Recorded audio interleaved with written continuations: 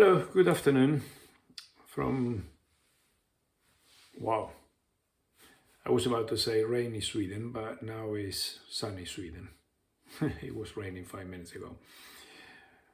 Okay, yes, the reason I'm talking today is the World Cup, the current World Cup in the USA, Canada and Mexico. Canada, Mexico, USA in alphabetical order. Oh, finally today I got to read an article where a journalist, Archetti, Pierfrancesco Archetti from gazzetta.it. There is also a version in English, of course, criticize the current format of the World Cup. And it's a very good critic. First of all, one thing that I do not understand is why 3 countries? Why? Well, especially because we're not talking about, let's say, smaller countries. I will understand San Marino and Italy, Monte Carlo and France, or Monte Carlo and Italy. I would understand Austria and Switzerland because they're near. But we're talking about 3 very big countries with huge distances, with different timing. So I recommend reading this article. The article is called, let me find it here, Infantino's World Cup format fails to deliver. Sup-par nations and penalized Europe. There, Archetti analyzes the problem of the time of the day. So the lessons of 1994 World Cup in the USA had not been learned, had not been applied.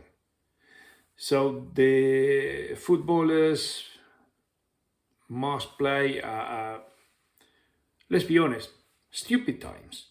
You know, lunchtime in summer is not safe to play football, especially at this hyper-professional level and with the pace of modern football. It was bad in 1994, I still remember the final. And again, it's not because Italy lost the final, you know, Brazil always had great teams. It's because they play walking. And so who on earth plans a World Cup final at midday in LA, Los Angeles? I don't know. Now they're doing similar stuff with matches at times of the day that they're not appropriate. You know, the body, especially athletes' body, had routines, the time you eat, the time you have breakfast, the time for sleeping. So this is one of the problems. The other is the Sup-par nations.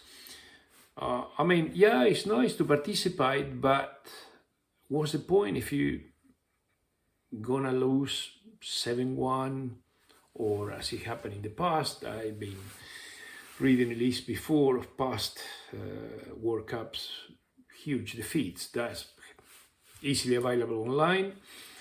Matches end up 8-0, 8-1, 10-0, 10-0. I think it was some match a few years ago. It was one Germany, Saudi Arabia, 8-0, I think. Yes. So I don't see the point. I don't see the point of having 48 teams. I think that maybe the smaller confederation should have less fixed spots and more playoff matches. Because let's be honest, since the inception of the World Cup, Football World Cup in 1930, they had been 22 World Cups. Well, guess what? 12 have been won by UEFA members associations, so from European countries basically, and the other 12 by CONMEBOL countries, so South American countries.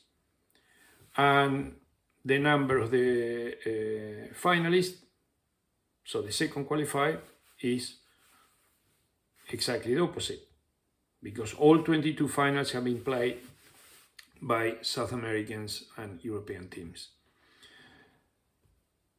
So I think that should be adjusted a little. And also 48, that's this year's World Cup will have 104 matches. It's too much. Players have to come back, then get ready for their own local national competitions. So I'm not happy with that. Secondly, I'm not happy. Well, they have announced now that the interval, halftime in the final will be 30 minutes. So I think Madonna, and Shakira, and I don't know who else is going to sing. The water break, is that truly necessary? I don't know. I know if you pray at the proper time of the day. Secondly, I tell you what, a couple of years ago, I was visiting my hometown in Argentina, and I went to see a local match, cup semi-final,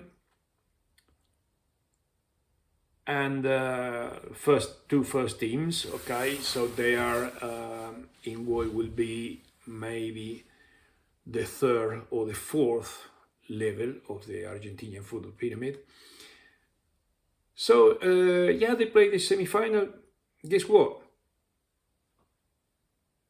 Kickoff 1 o'clock. Yes, that's 13:00 in military terms. Water break? Yes, after 45 minutes, like normal. Okay. Not only that, they also play the final the following Sunday night, so there were more than 24 hours in between.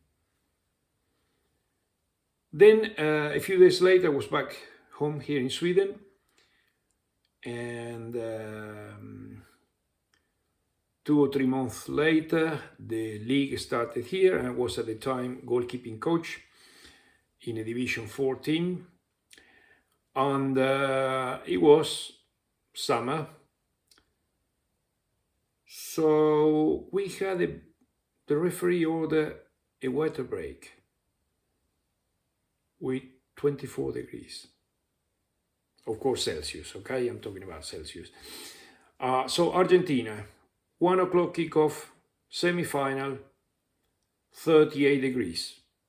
I don't know if I think I forgot to mention, 38 degrees. Okay, no problems. Here in Sweden, water break, 24. So me, I was looking at a couple of players. We had a team from the Middle East, and we just laughing, because both in the Middle East and Argentina, besides the dryness of some areas, of course, in the Middle East, is similar kind of warm. So this one in the USA, these water breaks sound more like a commercial issue than something else. It's like, splitting the match in 4. So it looks to me like we changing our sport to make it more palatable, more likable to a US audience. We should be the opposite, or just leave them alone. If they don't like football as we do, let them you keep watching their American football, which many love. Me, okay, no, I'm just talking about other stuff now. No, let's get back to this, the critics to the World Cup. So, and all this, reading the article and thinking about it, put in my mind how disappointing with modern football. on one hand, I don't want to be the classic middle-aged, or rather on the wrong side of middle-aged person who thinks that everything in the past was better, especially when you were between 20 and 40.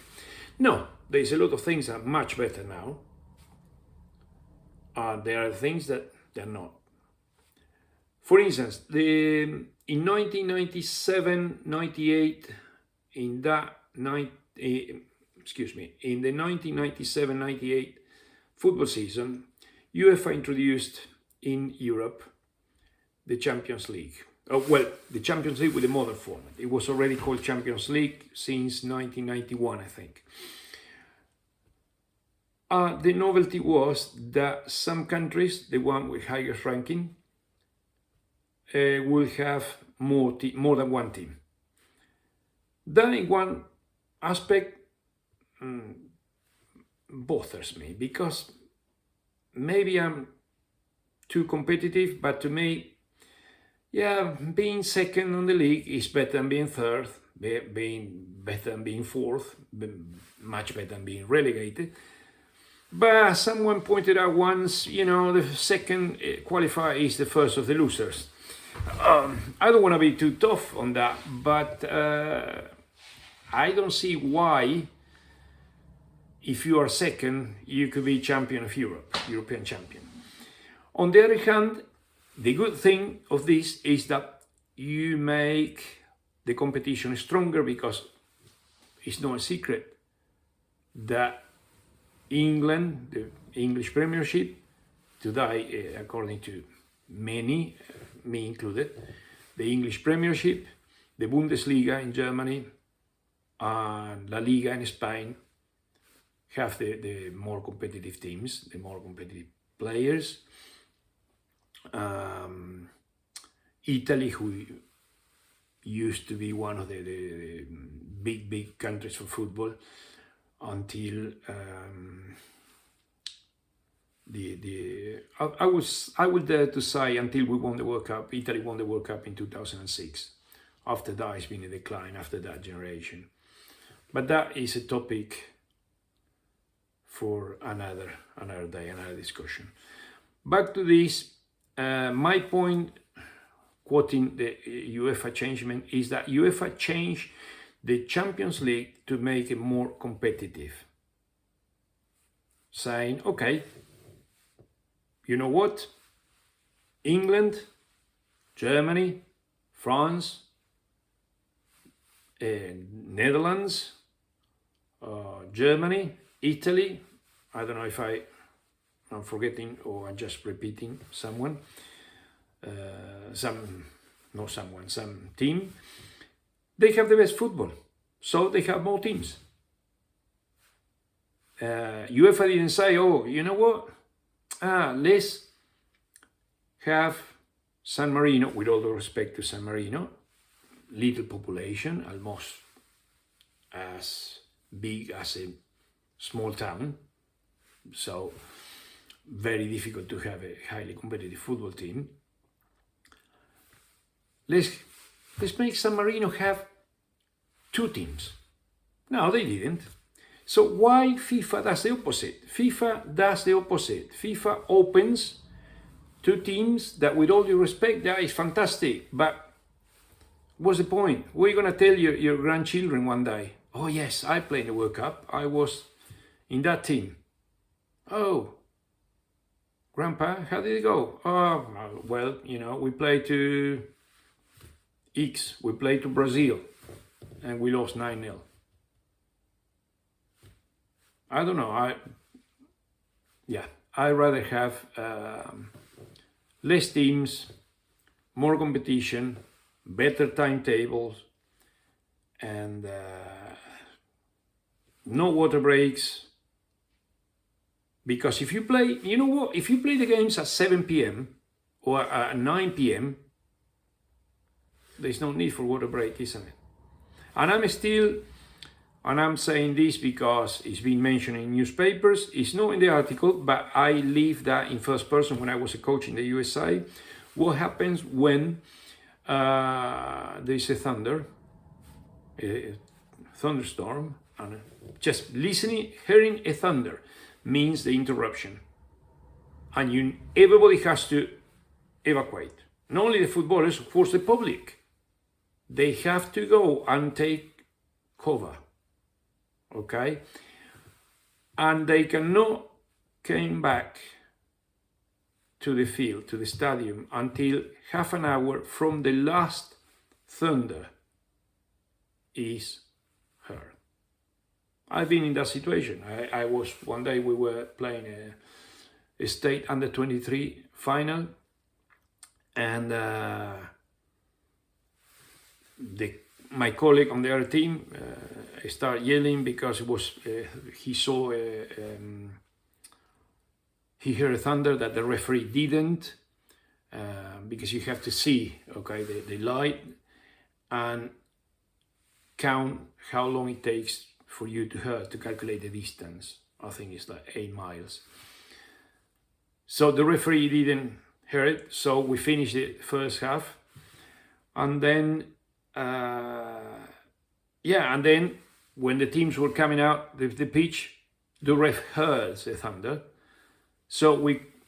And then there were more thunder, so we had to sit, in the changing rooms for about 2 hours, I think.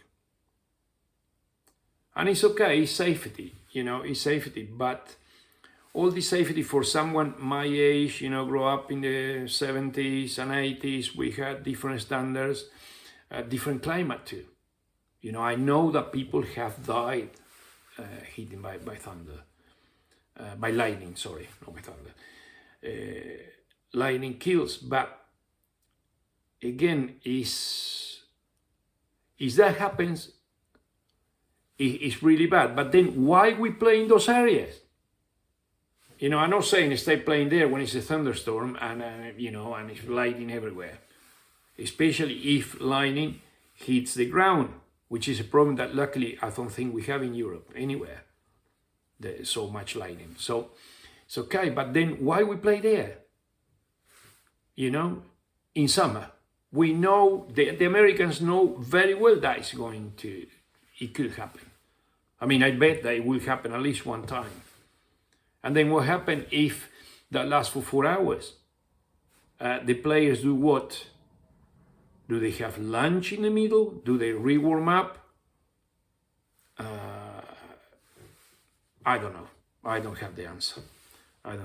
So I think, this is what I have to say about this situation. I hope I've been more or less clear. I hope my English is good enough. Otherwise, please let me know in the comments and I put the subtitles. Because I get carried away talking and sometimes too fast, and obviously English is not my first language. It's not even my second or third language. So, okay. Let me know what you think about this. And enjoy the matches. I don't want to say which team I'm supporting.